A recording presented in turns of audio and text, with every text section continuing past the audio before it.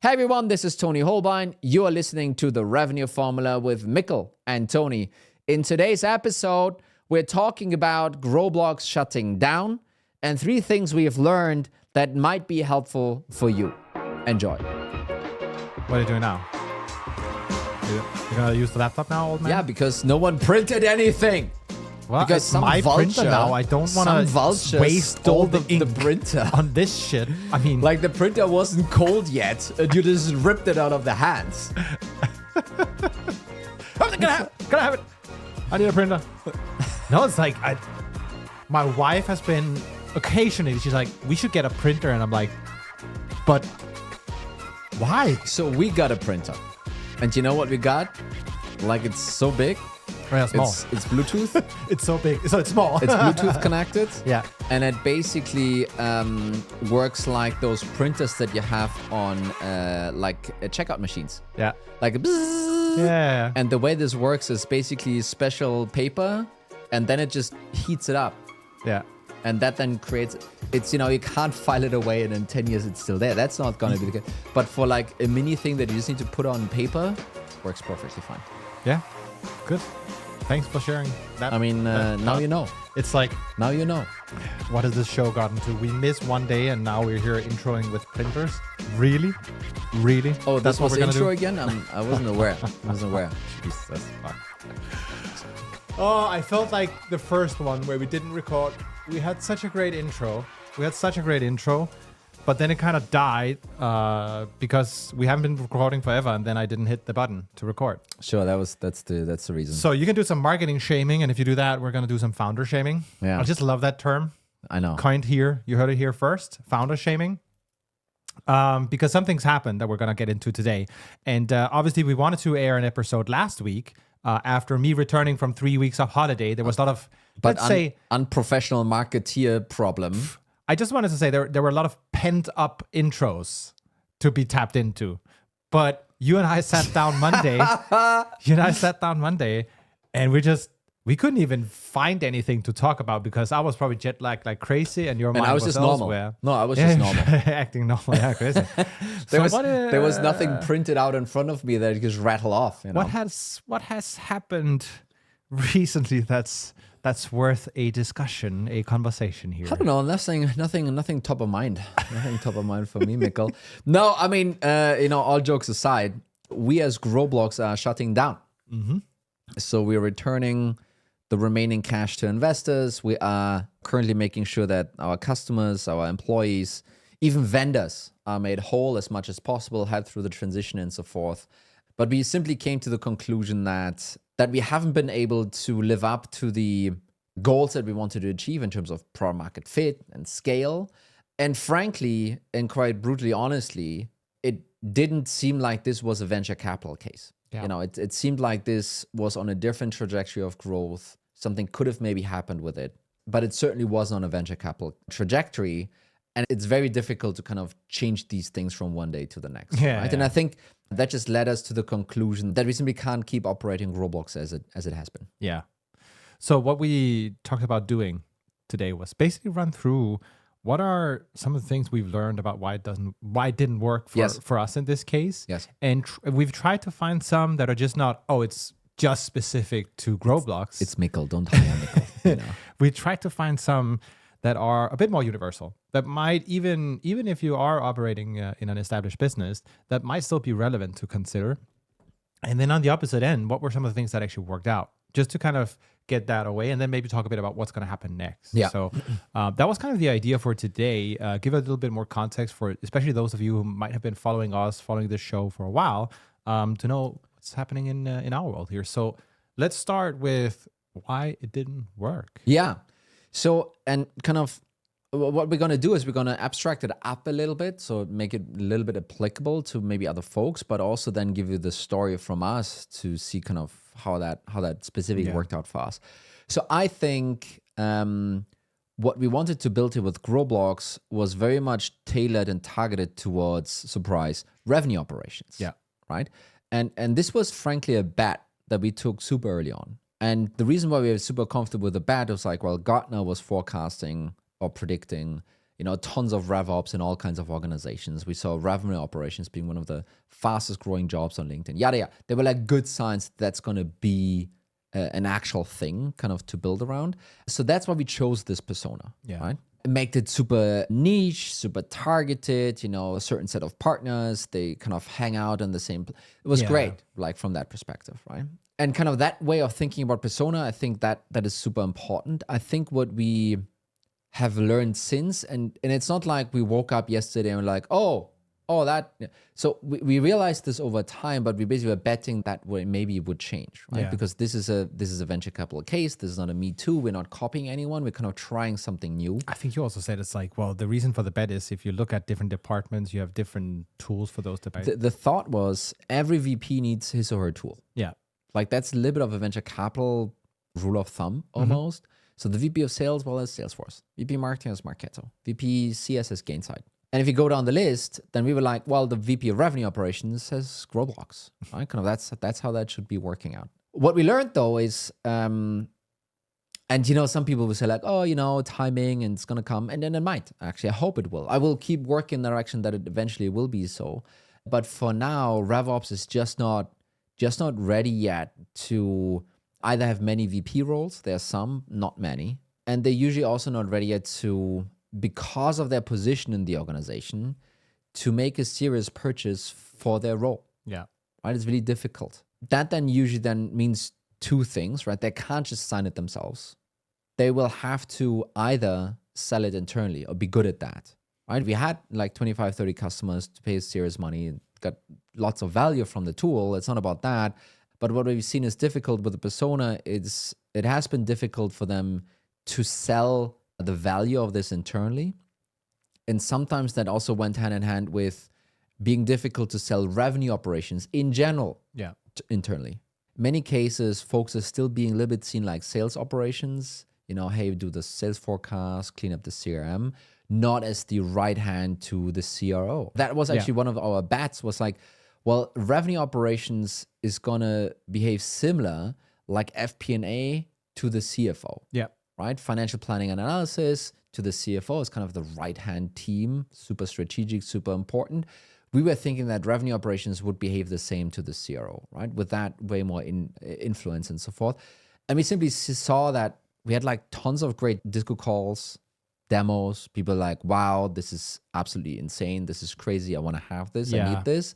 But then we're simply unable to sell this internally, right? Kind of to create that. How do you know if there's a listener out there that's go like, okay, that all makes sense, but how do you know, or how do I find out whether our champions are actually good at selling this internally? What were some of the symptoms or signals almost you picked up on? So number one, you will see it on your win rate surprise, of course. right? Yeah. I think another one is, are they able, once you have concluded that they can't sign this thing themselves, which is basically the case if the person doesn't have a VP title or higher.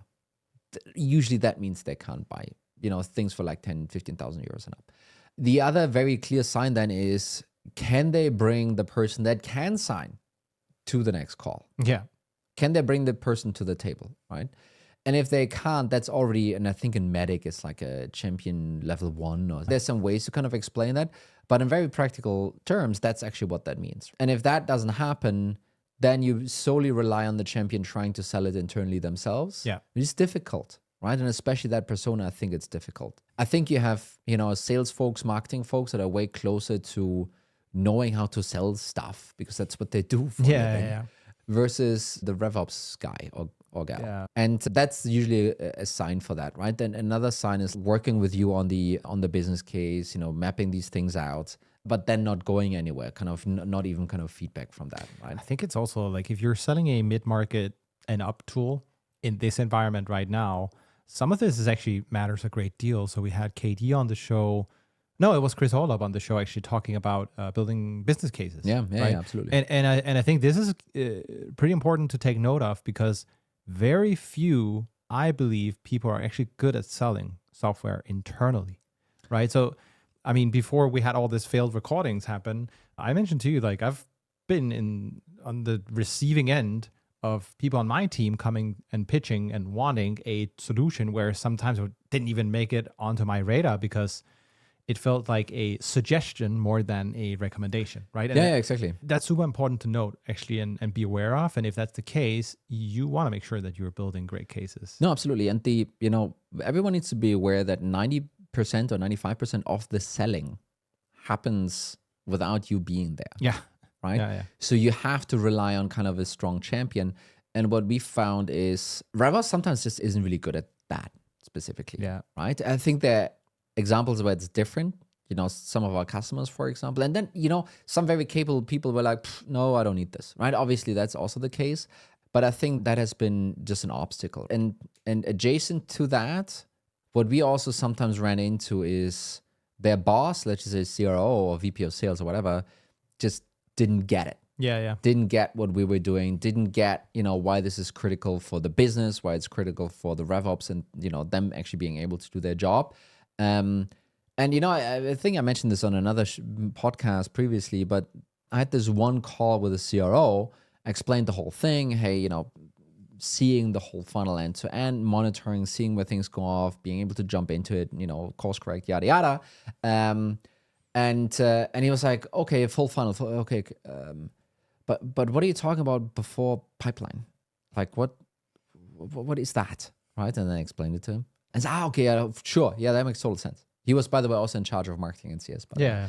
Great. But then, then I finished explaining what comes before pipeline. And then he asked, like, okay, and what do you mean after the deal is closed? Like, what do you mean by that? And it's like, well, this whole onboarding, renewal, upsell thing, kind of, okay, no, got it. And if this is kind of the state of the market where you need to kind of educate, and, we're picking and choosing and cherry picking kind of the examples, but just to kind of bring this forward, kind of, this was an obstacle for us, right? Not necessarily getting why it was so important to get that visibility into your fund. And by the way, all of these things here, all of those are just little crybaby excuses of myself why this didn't work out. Yeah. So at the end of the day, I and the team take full responsibility and ownership of this thing. We should have just fixed our approach and yada, yada. But we're just pointing out what were the things that were just really difficult that we didn't eventually failed on fixing. 2020 hindsight. It's that's always easy. But that's why we're doing this founder shaming session now. Yeah. Exactly. And there's another point we can shame, I guess, you on. No, and actually also the team, to be fair, because we're also part of it, even though we weren't founding it. When you have those other people involved in the purchase process, who's not the initial contact, meaning the decision maker is not RevOps, there's someone else, they kind of also need to be educated. Like you said, they also need some kind of box to slot the software into. Like you have CRM, right? So if it's pipeline, it's like, okay, I get it. Deals, opportunities, objects, accounts, CRM. This is what we can use it for, right? When you aren't picking up the mantle and saying, this is the box we belong to, people try and guess and figure out where does it make the most sense. It's almost like when AI is hallucinating. It's like, okay, I think it's BI. Let's put them in BI. We have one already. Don't need it. So this is kind of the whole category creation conundrum, if you will. You can be extremely successful with it when it works out. The first mover gets lots of, be the market leader basically. But creating that new box is usually pretty difficult. Yeah. I think what we did wrong here is not being forceful enough or flip-flopping too much between, not being like all in on creating that category. There were some suggestions. GTM Partners was suggesting revenue engine management. There was some other suggestions as well. Forecasting. There's all kinds of things we should have maybe doubled, tripled down on. Versus why can't we just attach ourselves to an existing category and kind of play in that game and be 10x better for that sub-segment of that category? So I think we didn't do this extremely well, but it's also really fucking difficult. By the way. That part is really difficult and takes balls, which apparently weren't there. And the thing is, right, when you attach yourself then to something like BI, which I think is extremely dangerous, you suddenly talk to the RevOps person and they understand that this is clearly different from BI. But if someone wants to make a decision that smells like BI, the data guy needs to be in there, right? And then the data guy looks at it and is like, well, it's like graphs and it's numbers. I think it's BI. Not getting the differences that were, the engine that was sitting behind it. Yeah. How fundamentally different that is from just a visualization tool. No, I agree. And I think it's also, to your point, if you're attacking an existing category, you also got to ask yourself, is it enough to just be 10x better? Is that really going to move people from one software to another, right? One factor is, what problem is it? Is it an efficiency thing or an ROI thing? If you talk about PMF, it's like hair on fire is one category, right? And there's a massive difference there, whether they even are going to be bothered spending the time, right? No, for absolutely. that 10x. And then when it's new, it's like just explaining what it is and why it matters. That is an art and a science in itself. And then comes all the other pieces like, well, from what box or category we're going to take the budget. Because folks aren't just going to make up more budget to buy more software. So it's going to come from somewhere. This is almost leading into a third thing that we can happily blame someone else than just us. Let's do that. Yeah, let's blame others. That's the best. Which is really, I think, the implosion of SaaS and the emergence of AI, or Gen AI more specifically. It's not like we were oblivious to the fact that GPT 3.0 came out and that is changing things. We actually started using or working on different AI applications in the product itself, but we didn't find like, oh wow, this is a place where we're leveraging this technology and it's actually changing stuff, like really solving a problem better or a different problem that we couldn't solve before. We didn't find that necessarily. And mind you, this was around a time when GPT-01 wasn't around, kind of the whole reasoning that's starting to pick up wasn't there yet. So it ended up being like UI fixes or things that weren't that super impactful. So, and what we have seen, and not just us, but I think Excel, the VC firm, just published AI is eating software. And there was like one chart pointing out how enterprise software spend decreased, from 23 to 24 by something like 30% across the board. And there's reasons, inflation, there's capital markets are tight, all kinds of different things are bad.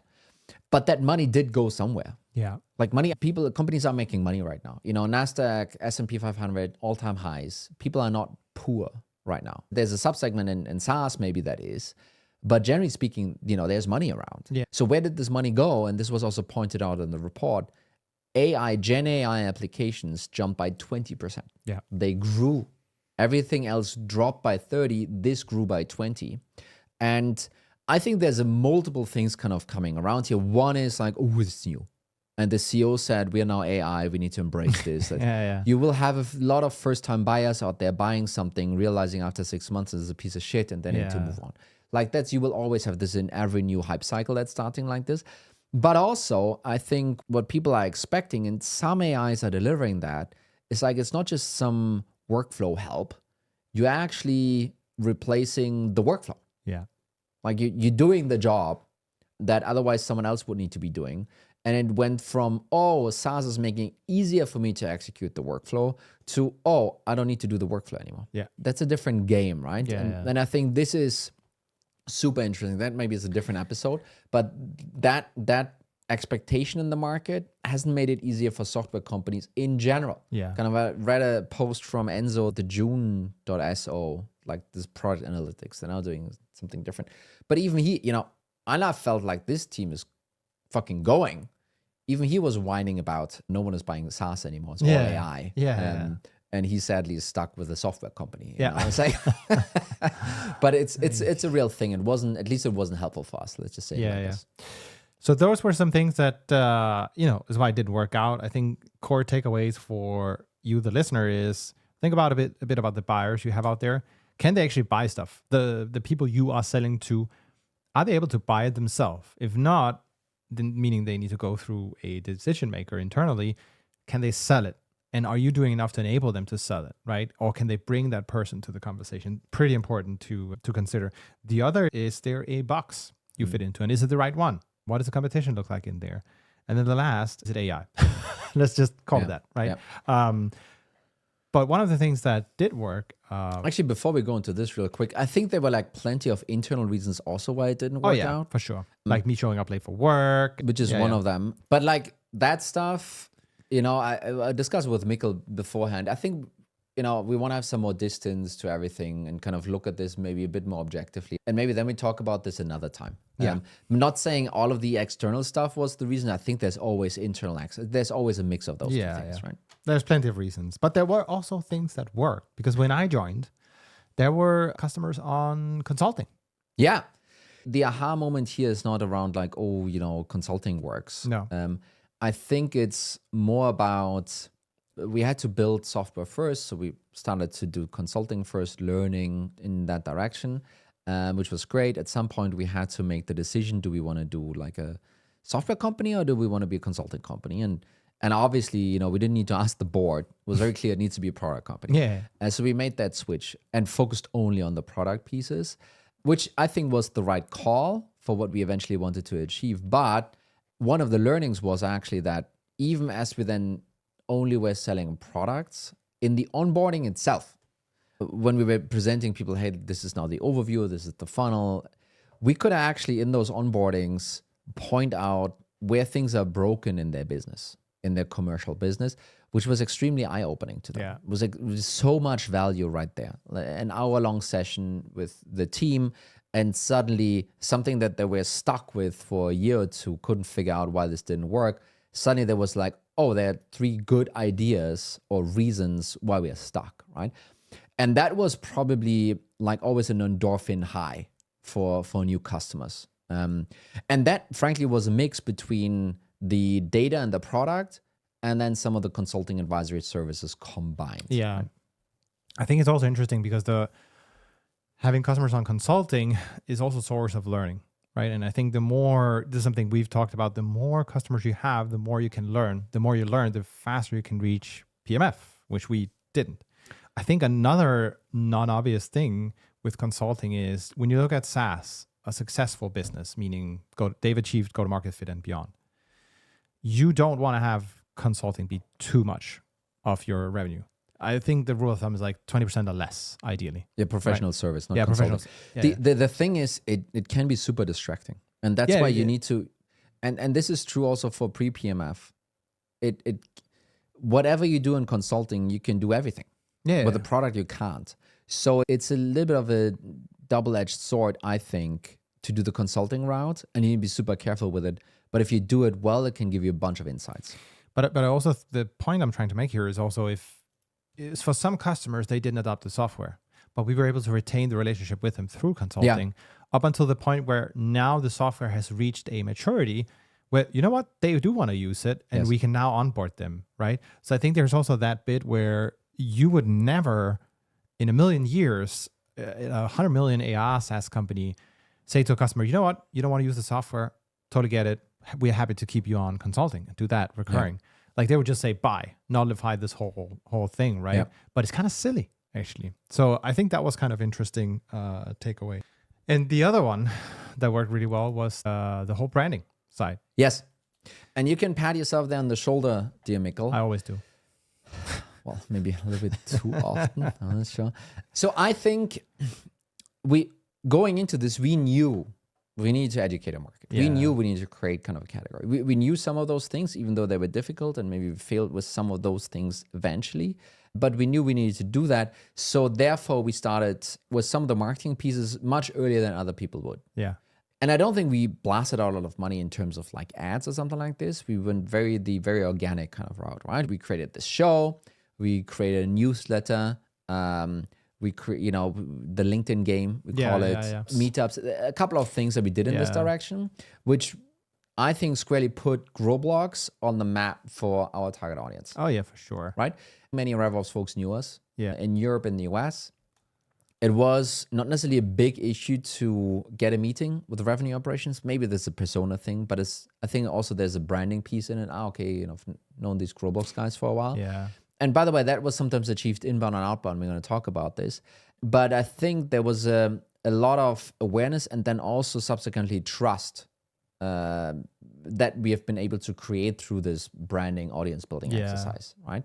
Especially if you're a new company, especially if you're in a new market, especially unproven and so forth, having some trust that goes your direction, which by the way, I think needs to be connected to a person. Trying the super early beginning to try and make it to a company is difficult. So you try and want to connect it to a person instead, right? So maybe a couple of thoughts from my end on especially this last piece here is when people recall a brand, when you ask when you look at how people perceive brands, it's not as a logo, but as a collection of people. That's usually how people see a brand at the end of the day. That's one element. The other is also we wanted to create an audience that not just knew us, but also liked us and trusted us, because that's going to make it a whole lot easier to do a lot of selling. And I think when you're building something new in a new category, you're going to have a lot of shortcomings, no matter what, right? So if they don't know you, if they don't already trust you and like you, chances are they're going to say, you know what, there's too many things you just can't do. So sorry, we're not going to buy this thing. Versus, I recall you saying at one point, I think we're in maybe 6 months into it. It's like, well, it's pretty intense. I don't have to introduce myself anymore in most of the meetings. People already know me. And because they listen to this show, they know I have 2 kids and a cat or something, right? So instant, I don't know if they liked you. That, maybe they didn't. I think but, let's not go too far. Let's not go too far. But they at least, I think they trusted you. And I think that means they will also forgive some of the shortcomings, knowing that, hey, this is work in progress being built, right? And I think this is something people can copy. This is not magic in any way. No. I think that can be achieved. This can be achieved in the beginning of a journey, Yeah. which I think many people listening, they're probably further in, right? But this can also be achieved later on. It's not easy. It's going to take some time to kind of get there. But this is a nice tailwind you want to have on your side, I think. And then the last piece, Outbound.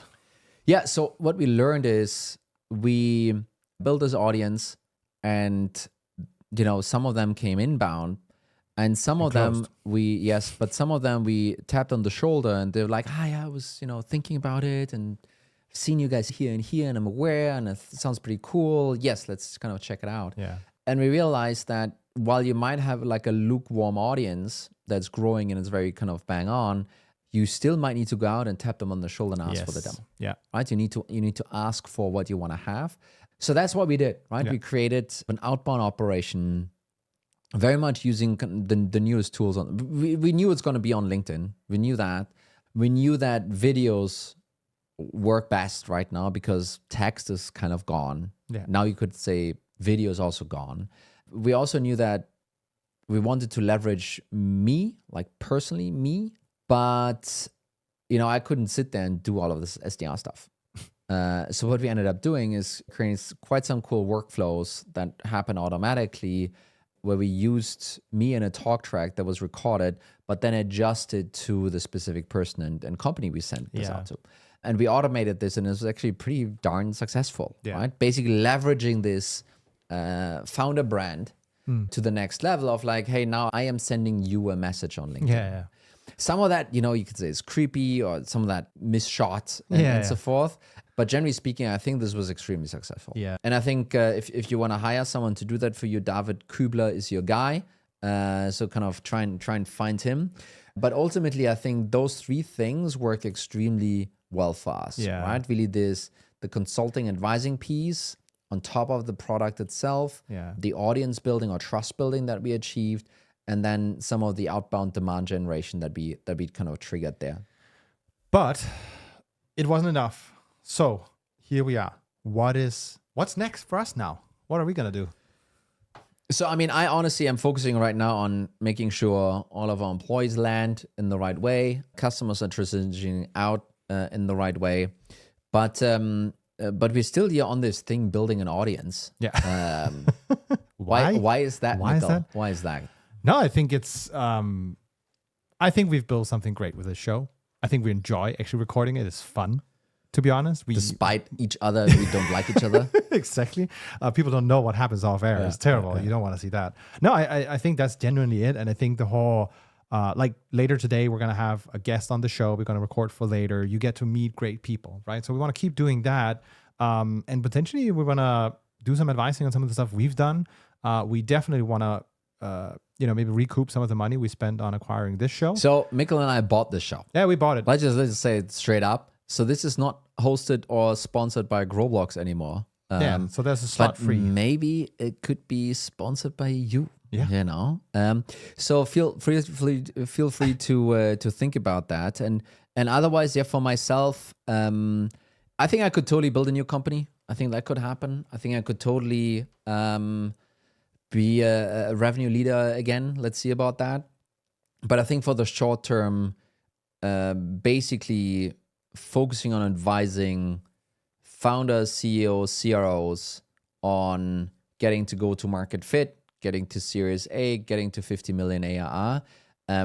That's something I'll be spending some time on outside of the podcast. You don't think you're gonna be too envious? Like, they made it past PMF.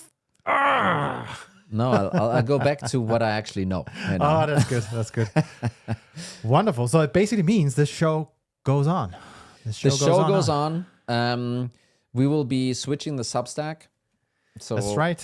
That's right. We're going from the revenue letter to the Substack called the revenue formula. Yeah. So we made it really difficult for everyone. Yeah. And otherwise, I don't know. I think if there are any questions, any things you have, we're like, oh, Tony, what's up with that? Yeah. Or Mikkel, what's up with that? Any feedback? The anything at growblocks.com ceases to exist. So just DM us on LinkedIn or something like this and find us there and then ping us. That's it. Thank you. Thanks, Mikkel. Thanks everyone else for listening and have a good one. Bye-bye. Bye.